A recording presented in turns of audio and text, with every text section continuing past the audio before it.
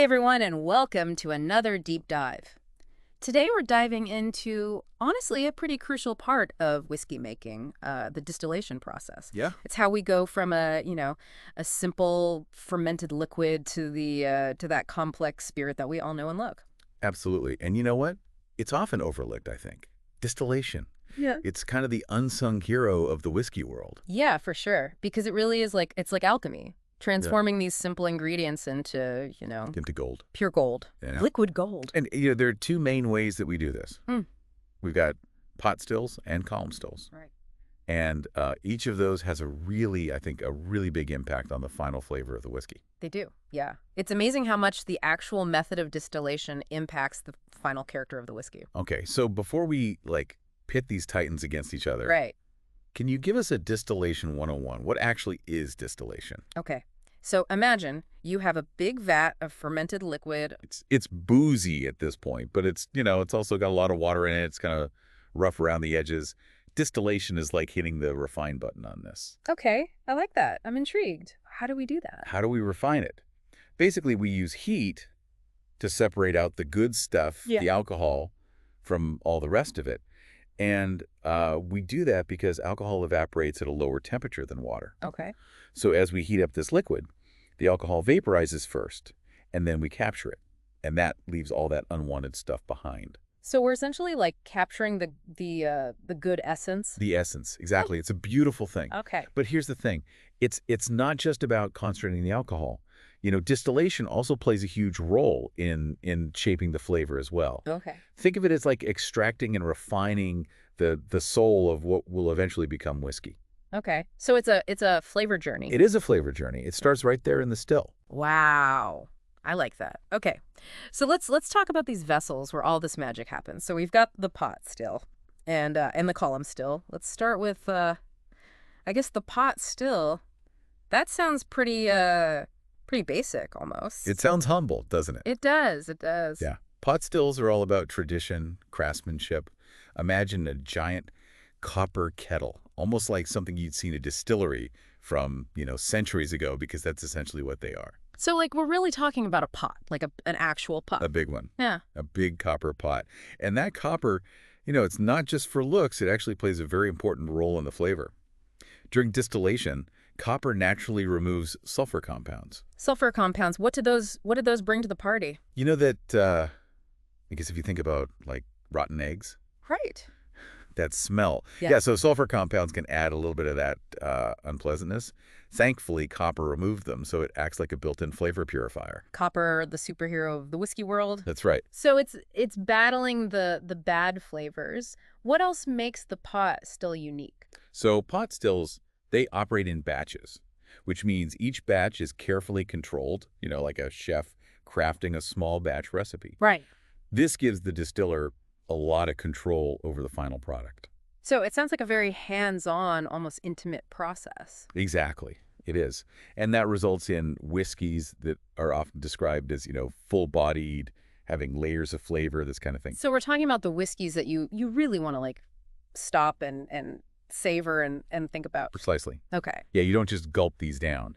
If you've ever had a rich, complex, single malt scotch, you've experienced the magic of a pot still, because those are almost always made in a pot still. Oh, interesting. So it's really fascinating to me how the shape of a vessel, the material it's made out of, it can have such a big impact on what we ultimately taste. It's true. And the pot still is a perfect example of that. Yeah. Okay.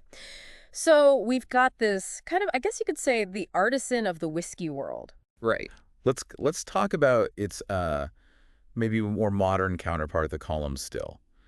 This sounds like something out of a sci-fi movie. A little bit, yeah. Yeah. Column stills, sometimes called continuous stills or coffee stills. Okay. They're definitely more modern. And they're columns. We're not kidding around with that name. These things they're huge. They're huge. Yeah, if you ever get a chance to see one in person, they're impressive. Think tall and slender. They have multiple levels or plates that are stacked on top of each other inside the column. Wow. And they're designed for continuous distillation, which means you've got a constant flow of liquid going in and then this steady stream of refined spirit coming out the other end. So it's a well-oiled whiskey making machine. That's a great way to put it. Yeah, it's very efficient. So how does that continuous process, I guess, affect what we're tasting? So it tends to create a smoother, lighter style of whiskey, often with a higher alcohol content initially. Oh, interesting. So it is a different kind of magic that's happening in those columns. It is, it is. And it's all about efficiency and precision.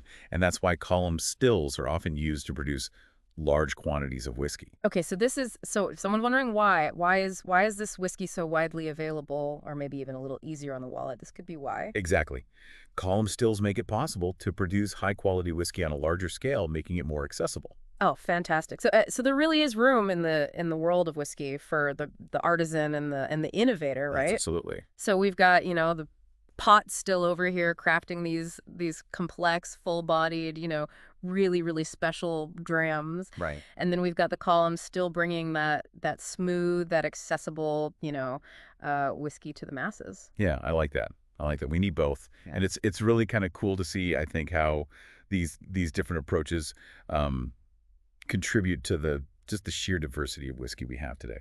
You know, it's funny. It's like we think about all these fancy tasting notes we're talking, like vanilla and spice and smoke and all this stuff, but really, like, it all starts with these giant metal containers. Right. It's kind of amazing when you think about it. It is. It's like, it's the difference between, I don't know, like a home-cooked meal versus something made in a Michelin star restaurant. Yeah, The equipment matters, even if you're using the same basic ingredient. absolutely. And just like in those top-tier kitchens, the shape and the material of the still really do make a difference.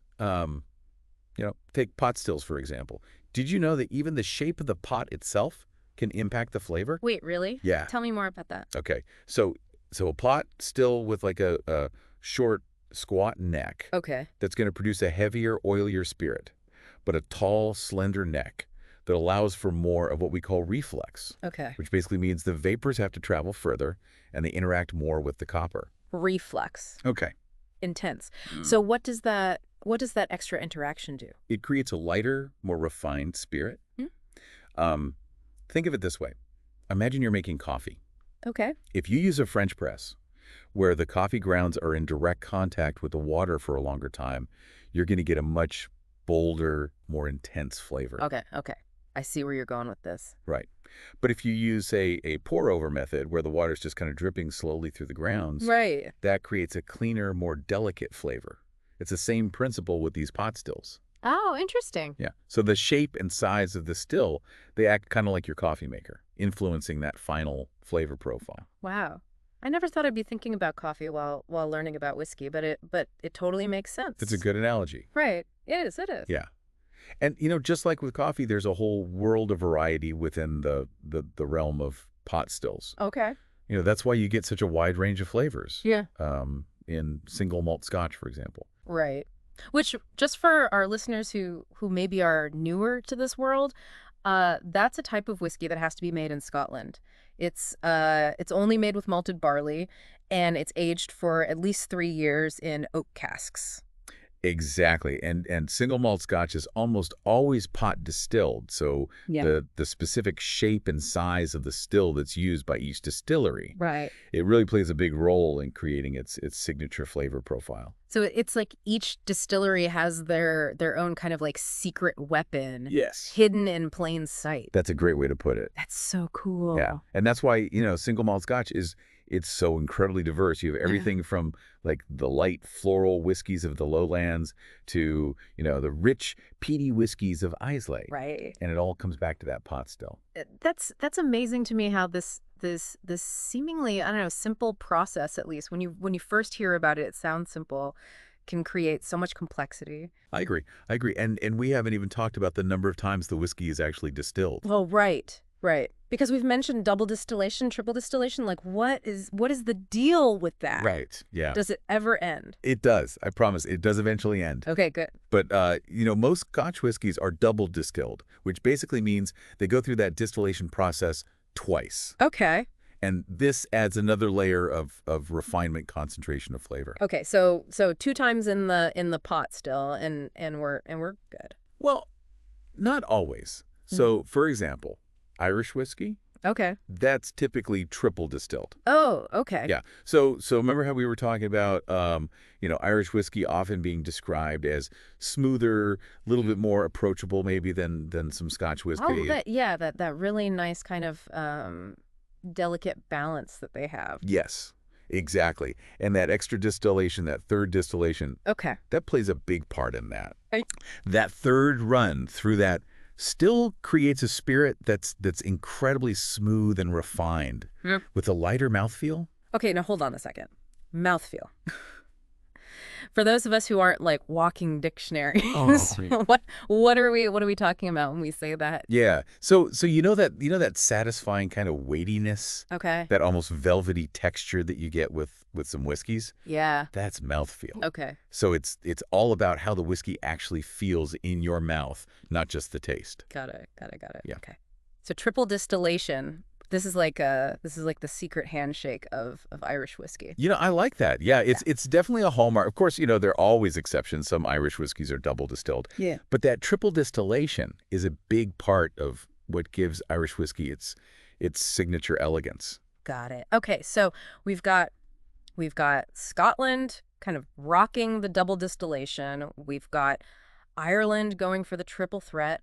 What about American whiskey? Where do they land on this spectrum? So American whiskey, and particularly bourbon, this is where the column stills really shine. Okay. Remember we were talking about how they were more efficient and they produce these large quantities of smoother, lighter spirits. Right. Yeah, it's like column stills were basically like invented for bourbon. Oh.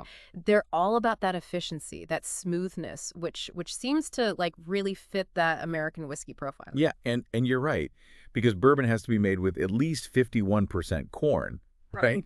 Which naturally has, kind of lends a sweetness to the spirit. Right. That smooth, clean character that you get from the column still really lets those sweeter notes shine through. So it's a match made in whiskey heaven. You've got that high corn mash bill, and then you've got that magic of the column still just like bringing out all that bourbony sweetness. Exactly. And if you've ever enjoyed a bourbon and you get those classic notes of vanilla, maybe a little bit of caramel, hint of spice, Right.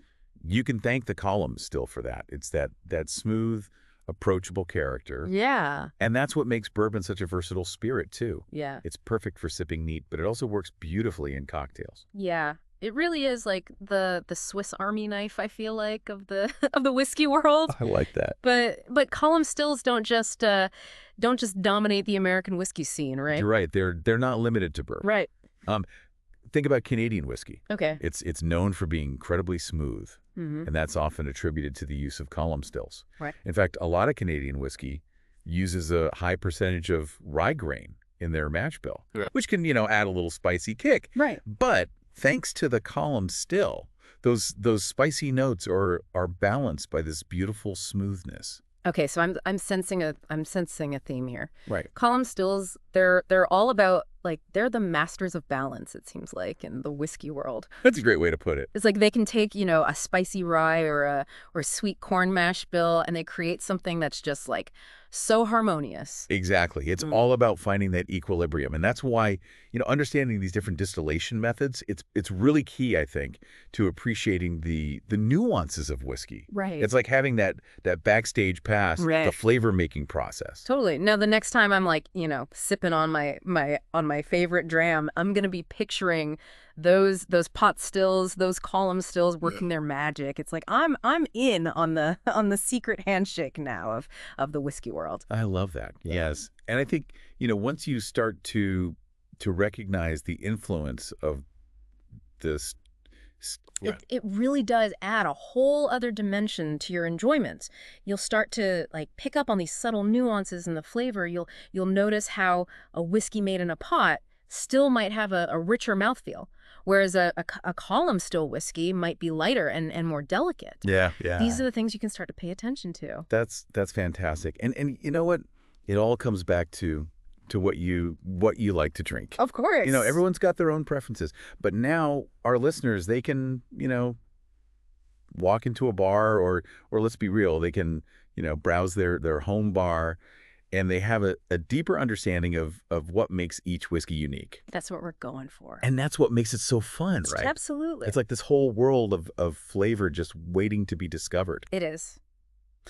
Well, this has been amazing. Honestly, I feel like I need a dram now after all this talk about distillation. Me too. Cheers to that. Cheers to that, and to you, our amazing listeners. Until next time, keep exploring, keep learning, and most importantly, keep enjoying that whiskey.